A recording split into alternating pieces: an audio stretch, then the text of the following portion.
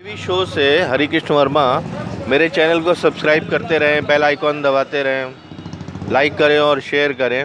अभी मैं लोकनाथ एरिया में हूँ, जो कि ये काफ़ी पुराना एरिया है और यहाँ पे एक जनरल स्टोर है और जनरल स्टोर में ये काफ़ी सामान रखा हुआ है।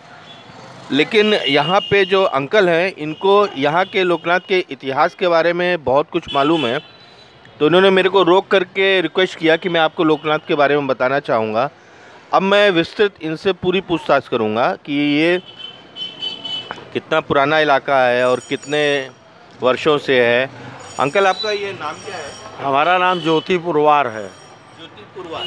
हाँ अच्छा, तो पुरवार तो एक दो और है यहाँ पे। हाँ, हरिराम पुरवार है, माता दीन पुरवार हैं। हाँ, ये पुरवारों का गढ़ है। पुरवारों का गढ़ है। बताएं ना। या ये मीर खुसरो की सराय है। इसका पुराना नाम सराय मीर खां है। उसके बाद ये यहाँ पर कल्याण चंद मोहिले उर्फ चुन्नन गुरु का जन्म हुआ, जो अजय और विजय रहे। उनको कोई इंदिरा गांधी भी नहीं किया, पंडित जवाहरलाल नेहरू भी नहीं हरा सके। किसको?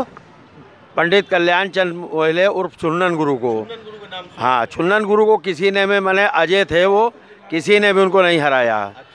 और यहाँ तक पंडित जवाहरलाल नेहरू तक ताकत लगा दिए। जो समाज सेवी था, जो समाज सेवी रहता है, जो समाज का अंग रहता है, उसको किसी की ज़रूरत नहीं होती है। वो अपने परिचय का कोई मोहताज नहीं होता है। यहीं पर पंडित मदन मोहन मालवीय का यहीं थोड़ी दूर पर ही निवास स्थान है, जिन्होंने कि काशी विश्वनाथ में राजा साहब से, काशी के राजा साहब से उन्होंने ग्रहण में ज़मीन में दान लिया था।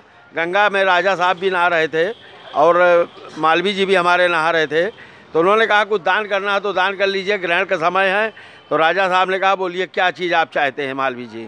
तो उन्होंने कहा कुछ नहीं, मुझे सिर्फ यहाँ पर संस्कृत विद्यालय स्थापना करना है, इसलिए उसे ज़मीन दान दे दीजिए। तो ग्रहण के समय राजा साहब ने, राजा बनारस ने, उन्होंने मालवीय जी को ज़मीन दान दी थी, जो कि मालवीय जी के नाम से आज भी विख्यात है काशी विश्वनाथ में। ये मुझे मालूम था, ये काशी थोड़ा आपने संपूर्ण में बताया। अभी मेरे को आप एक चीज़ ये बताइए, मैंने यही सुना है कि यहाँ पर ही मीरगंज इलाका है, जो कि पुराना वैश्यालय अभी भी है। वैश्यालय वैश्यालय अब ख़त्म कर दिया गया। अच्छा, वैश्यालय अब ख़त्म कर दिया। वहाँ पंडित जवाहरलाल नेहरू पैदा हुए थे। और ये जो जहाँ पर आप इंटरव्यू ले रहे हैं, यहाँ 2 आंगन का मकान था। यहाँ इंदिरा गांधी फूल वाली फ्राक पहन के 2 चुटिया, अगर इस समय हम आप फोटो नहीं दिखा सकते हैं, कभी आइएगा तो दिखाएंगे। यहीं पे कबड्डी छुअल्ली खेलती थी। ये इंदिरा गांधी आइस पाइस खेलती थी। ये सब पहले पुराने खेल थे। देखिए, ये अद्भुत जानकारी मेरे व्यूवर्स को इनके द्वारा मिली है, पुरवाल जी के द्वारा, जो कि किसी ने सुना नहीं है। और ये मैं अमिताभ बच्चन जी का भी अमिताभ बच्चन जी जो हैं यहीं पे थोड़ी दूर पे कीटगंज में रहते हैं। और वो कभी इलाहाबाद से जो भी आदमी यहाँ से गया था कैंसर पीड़ित, और ये अमिताभ जी को बताता कि मैं इलाहाबाद से आया हूँ, तो अमिताभ जी उसके खुले दिल से उसकी सेवा करते हैं। जबकि वो बॉम्बे में रहते हैं, लेकिन इलाहाबाद का नाम सुन लेते हैं तो कैंसर अस्पताल में वो खुद जा कर के उसकी सेवा करते हैं, और जो भी संभव हो सकता है उसकी सेवा करते हैं। यहाँ आर्यभट्ट भी पैदा हुए थे, यही ये आर्यभट्ट का भी मोहल्ला है। अच्छा, ये आर्यभट्ट का भी मोहल्ला है, जो साइंटिस्ट थे। और दूसरी बात, महात्मा गांधी बगल वाले मंदिर में ऊपर सिलौटी और भांग का कटोरा और सब कुछ आज भी विद्यमान है। हाँ, महात्मा गांधी की वो फोटो है पोस्ट कार्ड वाली पुरानी, वो भी आपको देखने को कभी अब आइएगा समय निकाल के तो हम आपको दिखाएंगे।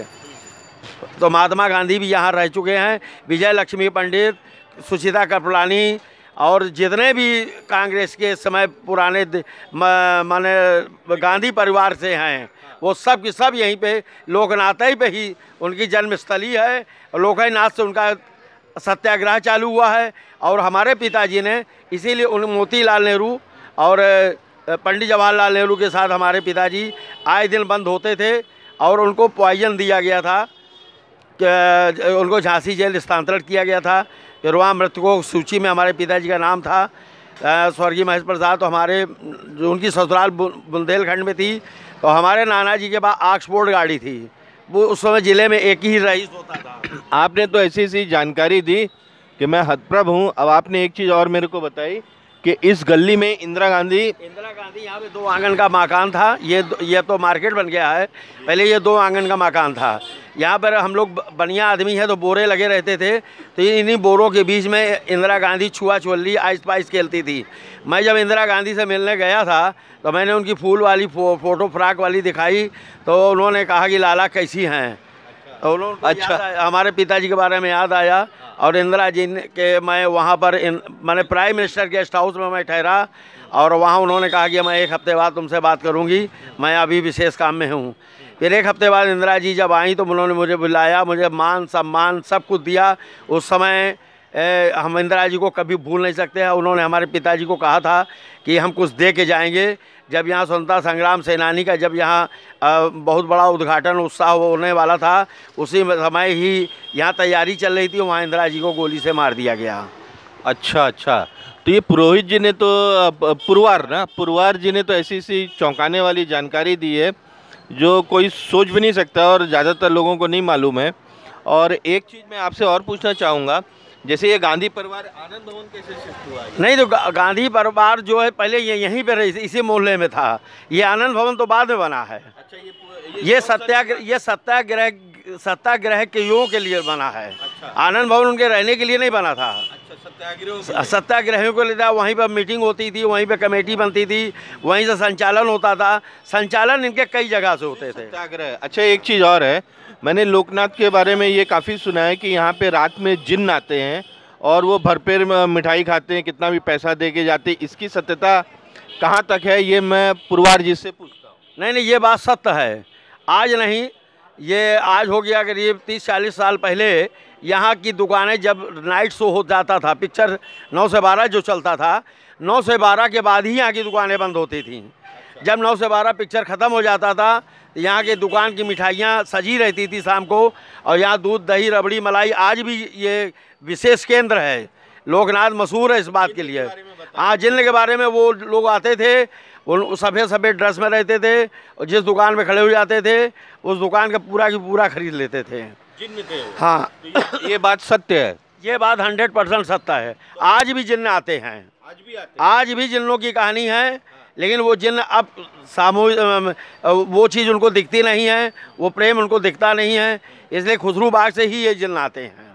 अभी भी नहीं, खुसरू बाग नहीं, मैंने ये गंगा के तट उधर जो ये कब्रिस्तान है उधर से मैंने सुना था कुछ आते हैं।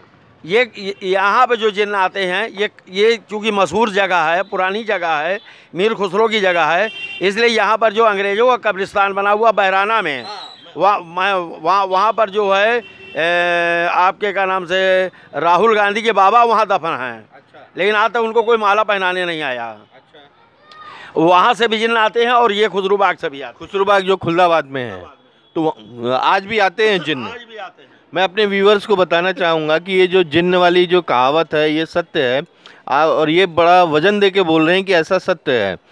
तो मैं कैमरा पर्सन अभी के साथ हरिकृष्ण वर्मा आपको, हेलो, हाँ, आपको मैं थैंक्स कहता हूँ। धन्यवाद।